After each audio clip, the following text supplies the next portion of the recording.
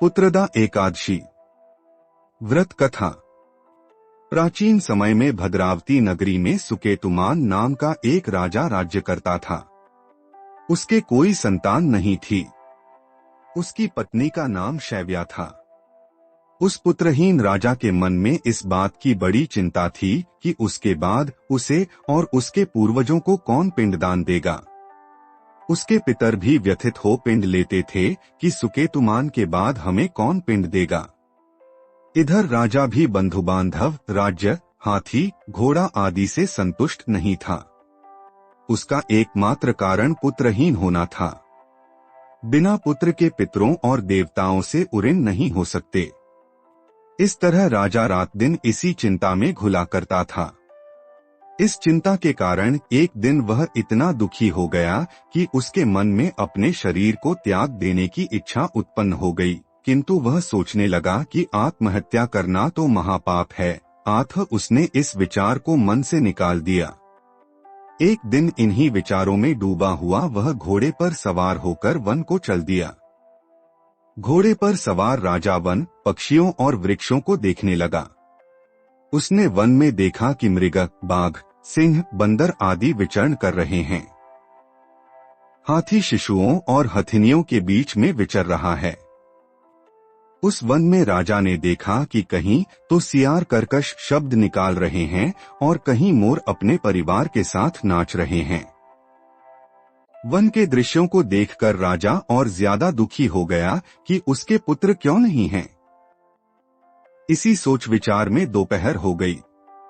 वह सोचने लगा कि मैंने अनेक यज्ञ किए हैं और ब्राह्मणों को स्वादिष्ट भोजन कराया है, किंतु फिर भी मुझे यह दुख क्यों मिल रहा है।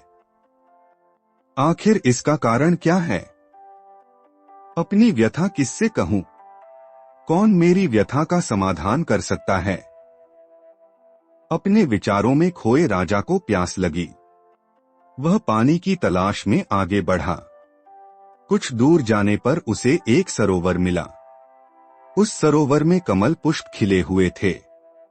सारस, हंस, घड़ियाल आदि जलक्रीड़ा में मग्न थे। सरोवर के चारों तरफ ऋषियों के आश्रम बने हुए थे। अचानक राजा के दाहिने अंग फड़कने लगे। इसे शुभ शगुन समझकर राजा मन में प्रसन्न होता हुआ घोड़े से नीचे उतरा और सरोवर के किनारे बैठे हुए ऋषियों को प्रणाम करके उनके सामने बैठ गया। ऋषिवर बोले, हे राजन, हम तुमसे अति प्रसन्न हैं। तुम्हारी जो इच्छा है हमसे कहो। राजा ने प्रश्न किया, हे विप्रो, आप कौन हैं और किस लिए यहाँ रह रहे हैं? ऋषि बोले, राजन, आज पुत्र की इच्छा करने वाले को श्रेष्ठ पुत्र प्रदान करने वाली पुत्रदा एकादशी है। आज से 5 दिन बाद माघ स्नान है और हम सब इस सरोवर में स्नान करने आए हैं। ऋषियों की बात सुन राजा ने कहा, हे मुनियो, मेरा भी कोई पुत्र नहीं है।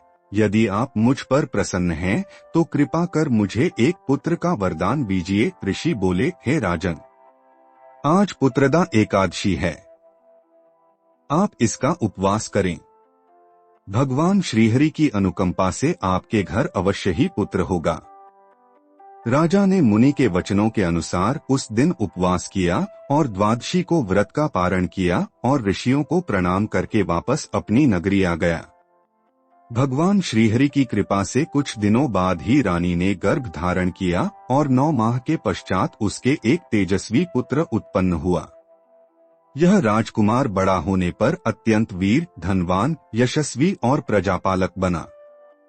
श्री कृष्ण ने कहा, हे पांडुनंदन, पुत्र की प्राप्ति के लिए पुत्रदा एकादशी का उपवास करना चाहिए। पुत्र प्राप्ति के लिए इससे बढ़कर दूसरा कोई व्रत नहीं है।